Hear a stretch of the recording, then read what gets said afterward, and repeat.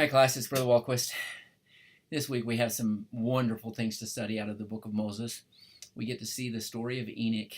I love this story.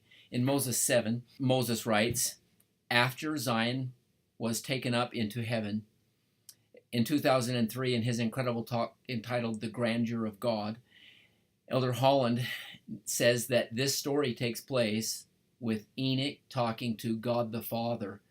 Most of the communications between prophets and God is prophets and Jesus and prophets and Jehovah, who is Jesus. But this is God the Father having this dialogue with Enoch because Enoch's been lifted up to God's home.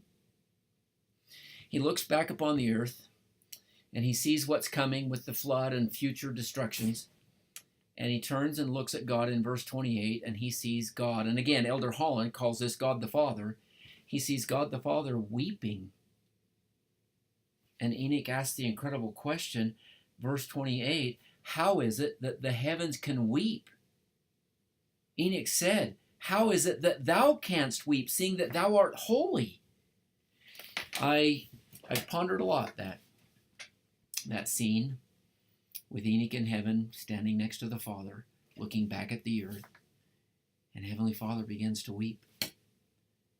But what he said, I can't get out of my mind. I use it for my judgment in how I serve and how I treat others. Listen to what the Father says to Enoch as he turns and says to Enoch, beginning in verse 32, I created man, and in the Garden of Eden, I gave unto him his agency.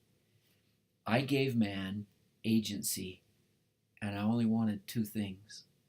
One, I commanded them that they should love one another.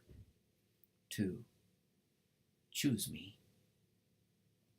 Choose me to be their God. The Father is crying because we, and I'm sure at times me, have misused agency in those two areas. I haven't shown enough love to those around me. And I've let other things come between me and God. Well, there's a lot more to this story, but I want us to ponder this week those two things that I've been pondering for years. Am I using my agency to love one another and to choose God? If not, the Lord is it I question comes into mind. Is it me? What can I do? What can I do to change? Let me tell you a quick story. My wife was at a soccer match with my youngest daughter yesterday, and one of the neighbors came over and was visiting with her during the match and said she'd just gotten off the phone with her daughter that lives in another state, in another city. And she'd gone to ward council this past week, and the subject of ward council was, how do we get this new convert to quit wearing her cross? And I thought, oh, I'm sure Heavenly Father's thrilled she's there.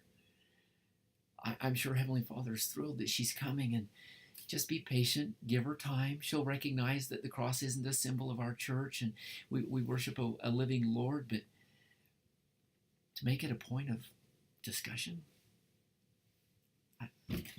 all of us. Now, I wasn't there, and I don't know the whole story, and it was probably done in great love, but my initial thought was, are we loving, and are we choosing God? Again, questions we ask ourselves. Have a great week in this study.